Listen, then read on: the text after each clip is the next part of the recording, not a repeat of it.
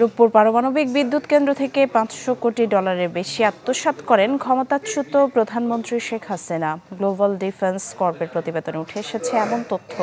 তারা জানায়, মালয়েশিয়ার একটি ব্যাংকের মাধ্যমে তাকে অর্থ আত্মসাতের সুযোগ করে দেয় প্রকল্প বাস্তবায়নকারী সংস্থা রোসাট্রম, যাতে মধ্যস্থতা করেন ভাগ্নি টিউলিপ সিদ্দিক। ইস্পাহানি পার্বণ, চিনি গুঁড়া চাল, অনন্য ঘ্রাণে, উৎসবে আয়োজনে।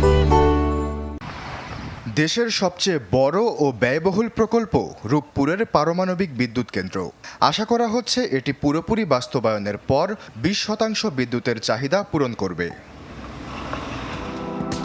সম্প্রতি এ বিষয়ে নিজস্ব অনুসন্ধানের ভিত্তিতে প্রতিবেদন প্রকাশ করেছে গ্লোবাল ডিফেন্স কর্পোরেশন নামে একটি পোর্টাল। এতে বলা হয়, রাশিয়ার সহযোগিতায় বিদ্যুৎ কেন্দ্রটির নির্মাণে খরচ ধরা হয় $1,265 কোটি, প্রয়োজনের তুলনায় যা অনেক বেশি, যাতে মালয়েশিয়ার এক ব্যাংকের মাধ্যমে শেখ হাসিনাকে এই বাজেট থেকে $500 কোটি আত্মসাতের সুযোগ করে দেয় প্রকল্প বাস্তবায়নকারী সংস্থা রোসাট্রম।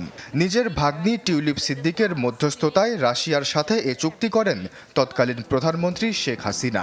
এই মধ্যস্থতার বিনিময়ে পাচার করা অর্থের 30% পেয়েছেন টিউলিপ, শেখ রেহানা ও পরিবারের কয়েক সদস্য। 2013 সালে রাশিয়ার প্রেসিডেন্ট পুতিনের সাথে শেখ হাসিনার সাক্ষাতের সময় সঙ্গী হয়েছিলেন টিউলিপ সিদ্দিক। গ্লোবাল ডিফেন্স কর্পের দাবি, সে সময় ঢাকা মস্কোর $1 বিলিয়ন অস্ত্র চুক্তির মধ্যস্থতাও করেন তিনি।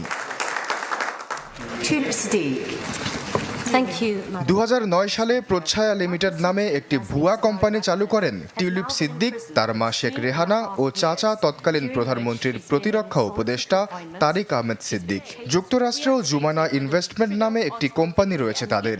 গ্লোবাল ডিফেন্স কর্পের অভিযোগ, এই কোম্পানিগুলোর মাধ্যমেই বিভিন্ন দেশের অফশোর অ্যাকাউন্টে অর্থ পাচার করতেন শেখ হাসিনা।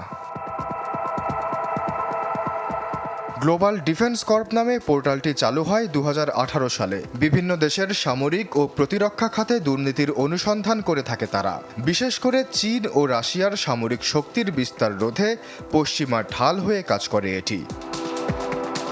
আশ্বাস চৌধুরী, চ্যানেল 24।